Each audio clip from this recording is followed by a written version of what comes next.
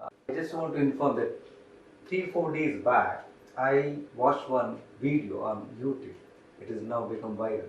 A kitten was doused in gasoline and set ablaze. Somebody, I don't know that person, I don't want to use the word, but that idiot guy, I don't know, peculiar minded guy, that shows the height of cruelty. That person set fire on this kitten. It was screaming and running madly, and this person shooting that animal, it was screaming, it's running, and finally it took its last breath and left the world. When I saw this, I don't know the mentality of the people, how peculiar they are. See, one side, sick minds. Yes, it's one side you told your story that how you made Damru a tar free. Okay, here is the person. I don't know what to tell. See, dear friends and viewers, if you can't feed animals, no problem, leave it. But don't do this heinous crime, because you are going to pay high price for it. We call it as karma. And all this happens, one thing is such things happen. One is because our laws are not stringent. Yeah. What is the fine for animal cruelty? 50 rupees. Yeah. You may see we fought for 3-4 years, not just 50. So when such things go viral and the cyber police tracks him down, what is he going to pay? He's going to get a bail and come out. Not even if it's a cognizable, non-cognizable. He's going to get a bail and come out. So is this what our law says? So what is the point on sharing these videos? Okay, when you cannot help that animal. Okay, the animal is no more, but at least bring that fellow. I don't even want to call him a fellow. Bring that beast would be worse because beasts are better. Yes. To task.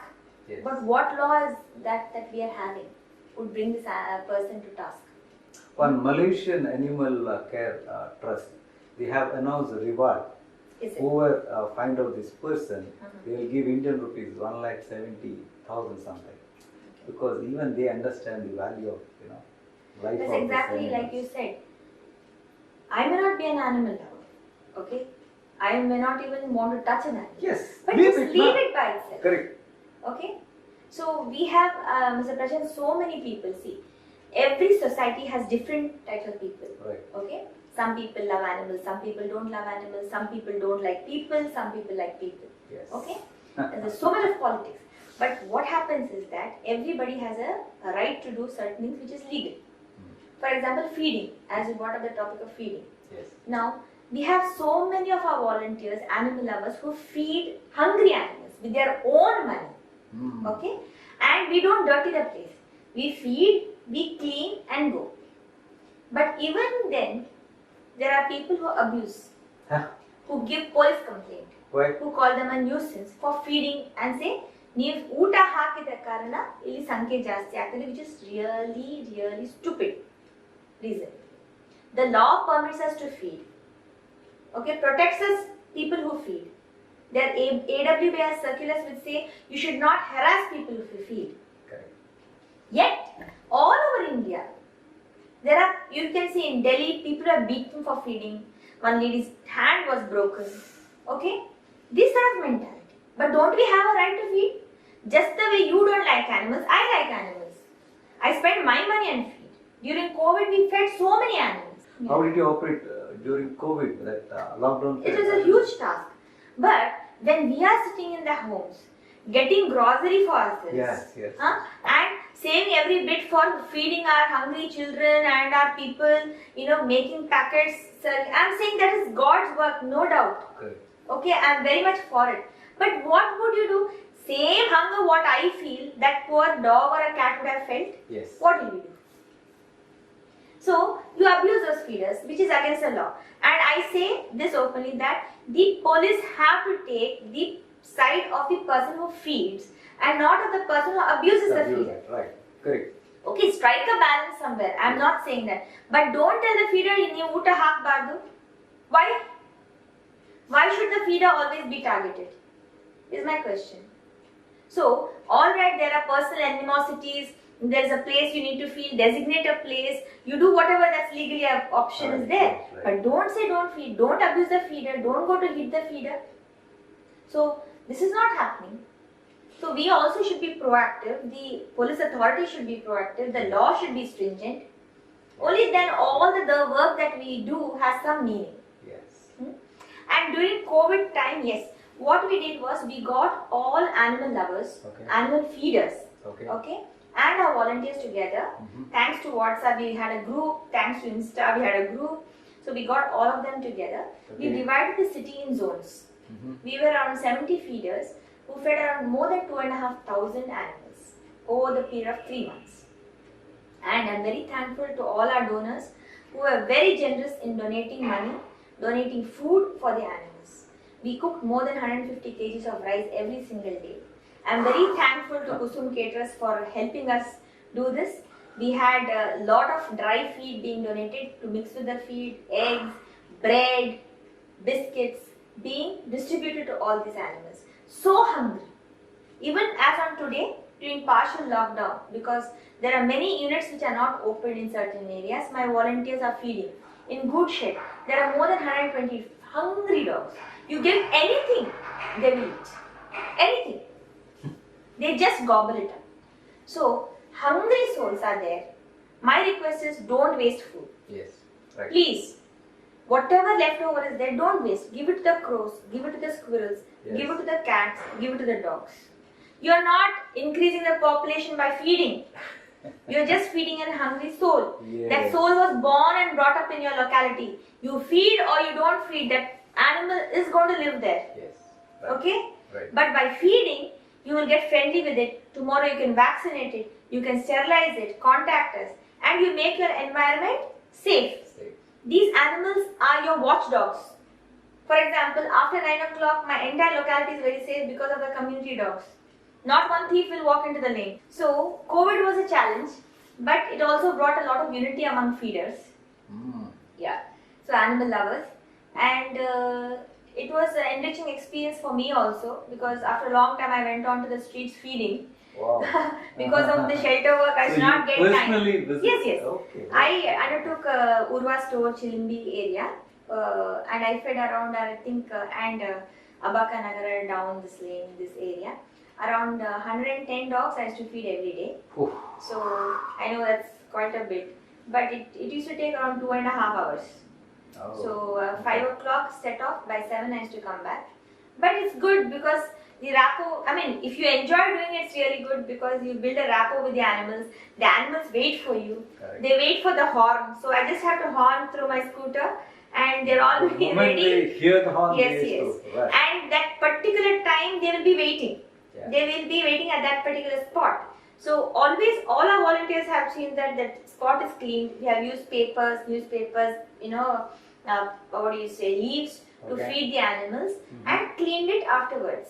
And they're all biodegradable, so we have been very environment friendly also.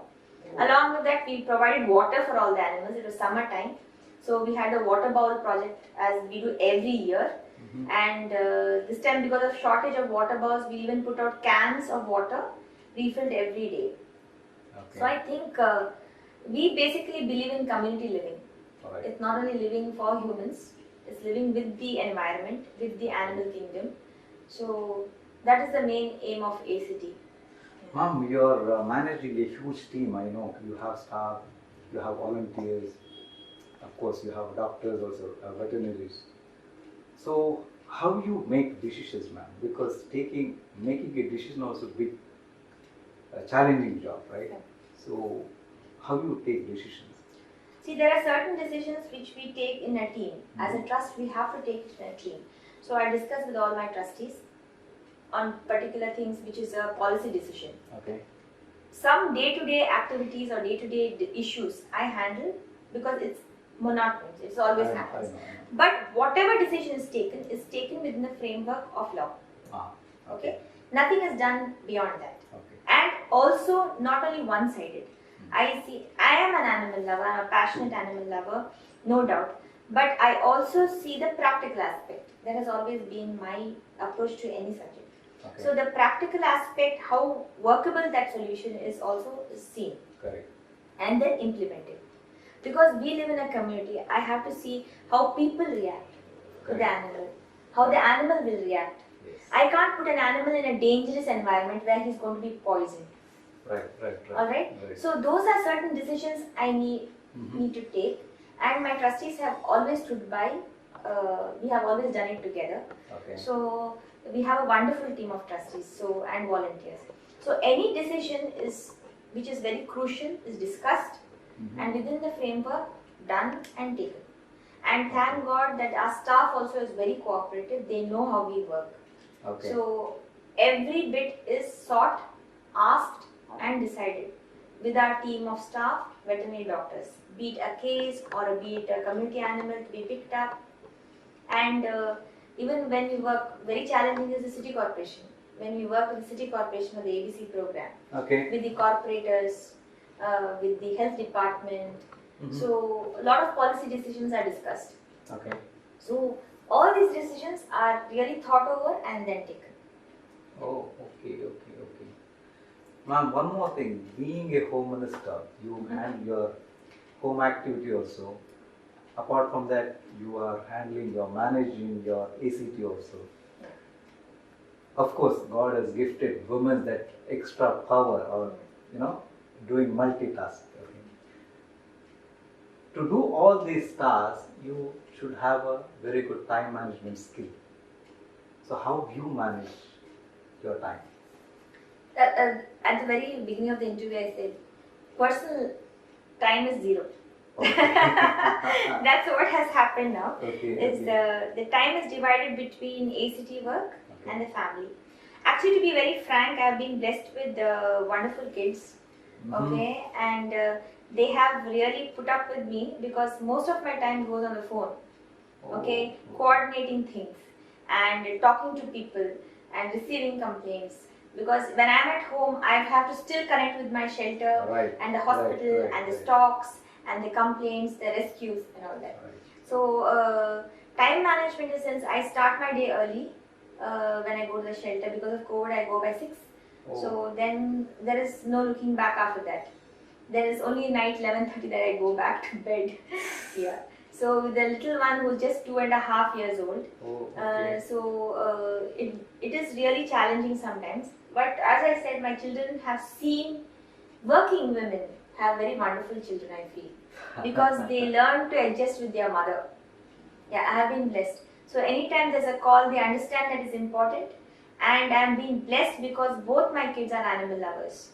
So and I have to say, no, there is a dog which needs my help.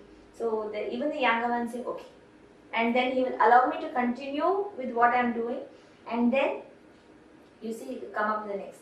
Yes, a lot of time goes into home management also, but I have always worked. So 15 years I have worked in the profession. So given my time code, the clients, the office. So it is not, has not been difficult. I've been working throughout.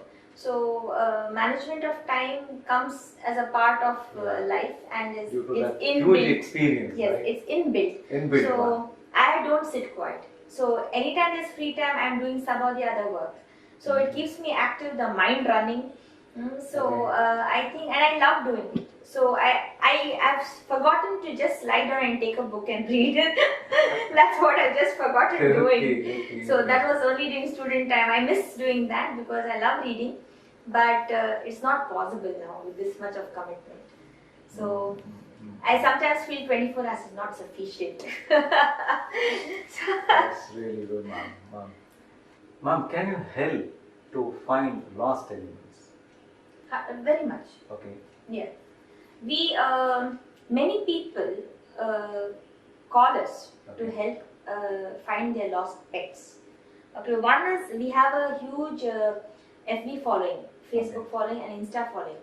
So what we do is immediately put up the poster of the lost animal to be shared. Okay. Okay. So that goes for umpteen number of shares. Right. Many of the animals have been found successfully because of this particular media. Right. Secondly is that now this because of COVID we are unable to do it, but we sometimes enthusiastic volunteers get together and start searching for the animal. Okay. So and do you adopt those animals, the found animals? So now there is a found case. Okay. This what we just told you was a lost case. So if Yes. I lose a particular pet, if people call me, yes, we do help in spreading the word. Okay. If there is an abandoned case or a lost case, Lost. yes, we bring them to our shelter, and then we make a poster again and say that this particular animal was found, and 95% we have reunited them with the family. Oh. Yes, that is one thing. But where there is an intentional abandoning, we rehome the animal. We wait for a particular period for the owner to come back. Okay. If then we say that no, maybe there's a skin issue, or it's an old age, or a paw issue, a rotten ear, and that is intentionally, we can make out if it's an intentional. That we can make out the body language. Exactly. So if it's not, if it's an unintentional thing, we reunite most of the time, because many pet owners, as soon as they lose their pet, they contact us. They say, is there a dog found, or is there a cat that you found where our pet is missing? If we have, we 100% hand it over back. There's a process though. Okay. And if it's an abandoned, we get him back to shape, and then we rehome the animal. Then how frequently you conduct this campaign, ma'am, that adoption campaign? See, before COVID, every month we used to have 3 camps. Every month? Yeah, that is every Sunday, alternate Sundays sometimes, or every Sunday. That is at your Vatsalya, No. Shaktinagar? See, many people find Shaktinagar is far to come. So we start reaching out to people. We start conducting in the city. So it can be a pet store, or it can be in front of TVS, or in front of a market area. Anybody who's giving us space to put the pendal. Falguni cashews we had before Jyoti cycles, we had before car decor. So yeah, all these areas we put the pendal, and then we have the camp. It's called Adopt-a-thon. From morning 9 o'clock to evening 6 o'clock we have. So we publish. That's a free adoption. Free. Everything is not free. So there's something to this free. I really don't know what it is, but some people. Yeah, some mindset is there. I just want to clear. That's right. It's a free adoption. Right. Yeah, the thing is that mindset is there, that it's free, then it is, people come. But if initially we used to charge for the anti-rabies vaccination, that's 100 or 200 rupees we used to charge. Oh, that's but people used to go back even, and say, but when free comes, like many people come. But we are very particular. Our volunteer coordinator Mona is there, who takes care of the adoptions. Very particular that we counsel people. There's another lady Mamta, who counsels people, and we educate people. And we find that home is good, then we give the animal for the adoption. If we find that no, we're not getting a good response from them, then we go back on giving. That's our discretion, whether we want to give or not to give. So, I could see some people, they have that temporary, motivation or something. They just come, adopt the dogs, or they then leave it. Yes. It should not be done, right? We have a policy. We follow up on the animal. Okay. Now that recently we have become more aggressive in following up. The thing is, at 8 months of age, we call. We have an adoption form that needs to be filled. There's a process. We take photographs of the people. They have to update every month. Many people don't do it, but we follow. At 8 months, my mother actually, she looks after the calling up. We call back and say the animal is due for surgery. The animal is due for the vaccination. We have computerized our adoption sheets. And then they have to either get it to a vet to sterilize, or to us back for sterilization. So we don't just give and forget about our animals. You do follow up. Yes, we follow up. And we always say when we give, it's a no return policy. Because see, when you take an animal, the animal loses another house. Correct. So even if you don't want that animal, it is not adjusting your house, you have to keep the animal till we find another home. So it is not to go back to the shelter or not to go back to the streets. Right. So that's our concept, and the adoption camps were happening very successfully. But because of the lockdown, we have started online, reaching out to people, and then many people come to the shelter. And I'm very happy to say few of our volunteers have opened their homes to animals, and they're fostering 10 animals, 12 animals, puppies, kittens.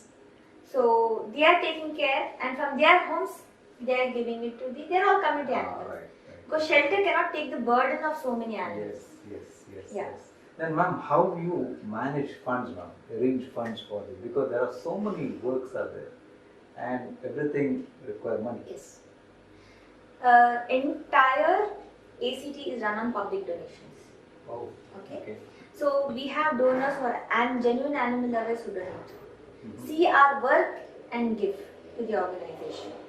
There are people who donate rice, people who donate food. Every month food is sent for the animals. It is diet, dog feed, cat feed, jelly, medicines. Medicines, okay. So, and people who donate food through online, Amazon or whatever. And there are people who donate cash. Cash is very important because we have to pay salaries, we have to pay the ambulance charges, we have to pay the doctors, the medicines. So, it's a huge requirement of funding that is required. Taking care of 500 up animals is not a simple job. And every single animal has a medical need. Because every animal that comes in is sick. Yes. It's injured. Our shelter is not for healthy animals. Correct. So, the need of medicines, the need of food, the need of money is always there. Then how do you reach people to raise funds? Exactly. So, right now it's only through social media. Okay. Yeah. That we reach out to people. It is through our FB posts, Insta posts, and people who have seen us work for the last 20 years. Yes. People come to the shelter. People know me. People know Dr. Ganesh Pai. People know Charles. People know the trustees. People know the volunteers. It's all human touch. Yes. That people donate because we are there and we work for the animals. Yes. Yeah. Say they come to the shelter, see the work that's being done, and they donate. Correct. So it is only word of mouth. And that donation money also it is tax free. Yes. We have tax benefit under section 80G, that is 50% exemption. So many people donate to take the benefit, but not for that, but because they genuinely love us. Yes, I know. Even during COVID time, they saw us feeding. They saw the amount of effort that was put in, and they donated. See, every animal that is rescued, the fuel is gone there, the staff salaries have to be paid, the medicines come in, the veterinary charges. It's a huge. The food requirement is huge. So we run into lakhs of rupees per month. So and any other project you need a compound wall falls or some extra sheet has to be put, we have to raise money. So we have to reach out to people, and by God's grace, it's again the Almighty has been very bountiful, very grateful to Him that He has helped us every step. Definitely, ma'am. It will be done. No. Yes, ma'am. I just want to know if someone wants to be a volunteer. So, what is the procedure? Many people who are animal lovers who want to get involved with the organization, our website is there, www.animalcaretrustindia.org. Okay. They can go online and check out our form. And there's also what involves in volunteering. So we just don't want people to register as volunteers. These volunteers have to put their heart and soul and give their time for volunteering. Okay. So we just namesake. That's like I am volunteer of ACT. That's not sufficient. So filling in the form is only a formality. Paying a nominal fees again only a formality. Very important is to start putting your effort to help the animals.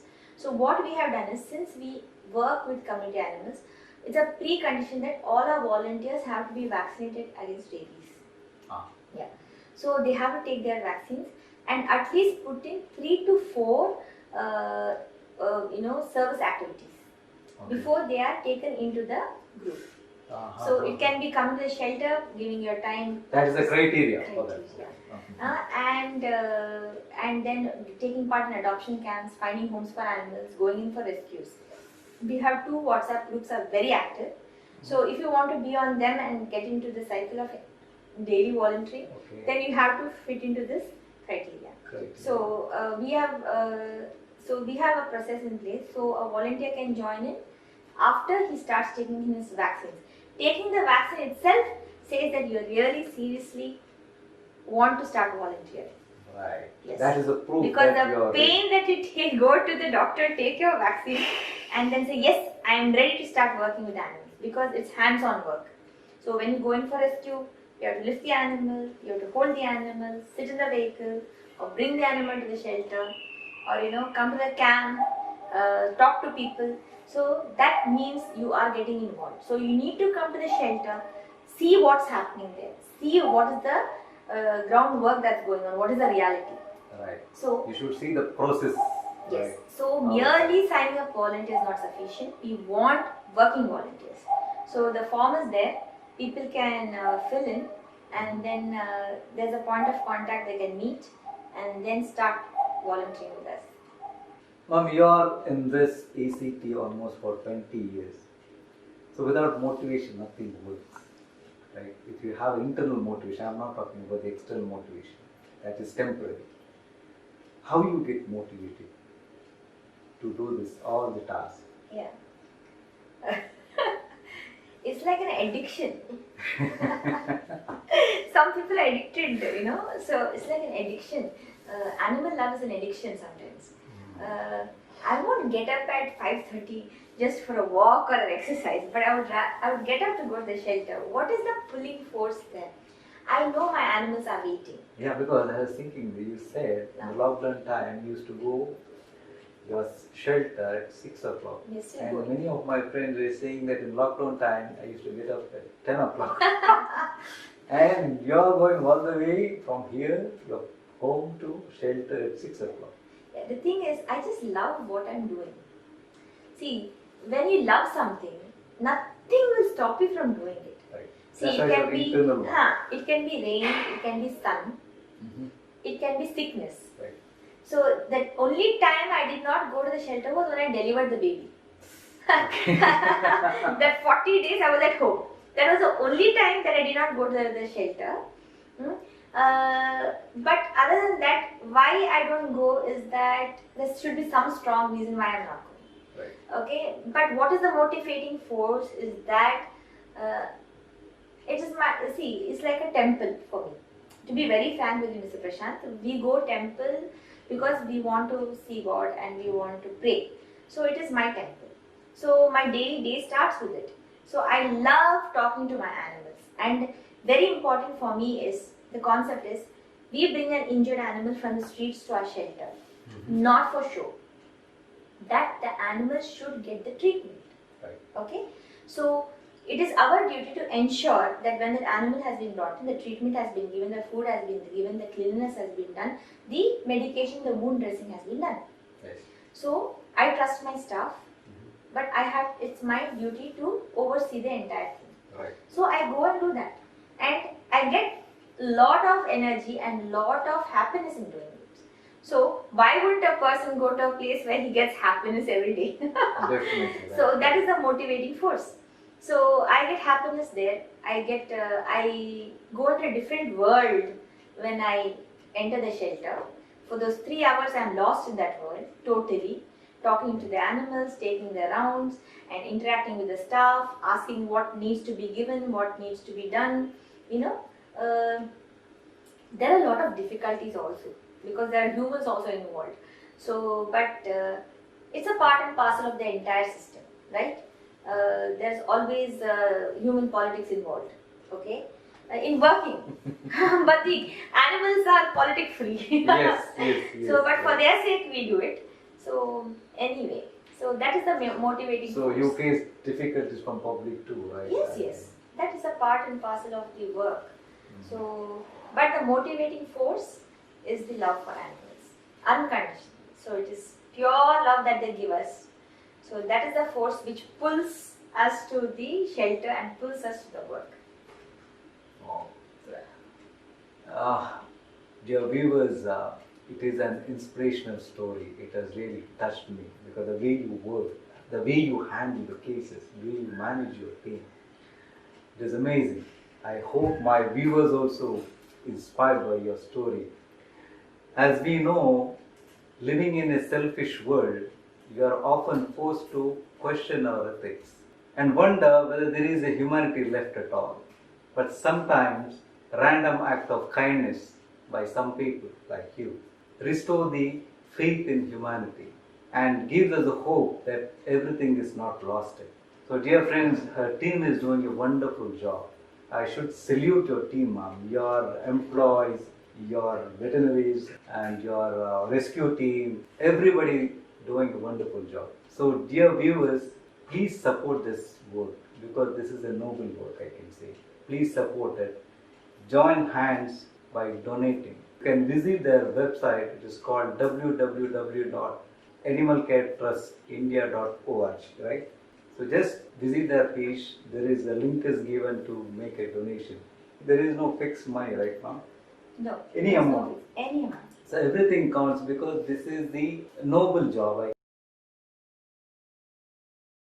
Ma'am, I just want you to tell something to public. Any message to the public? Yes. Yeah.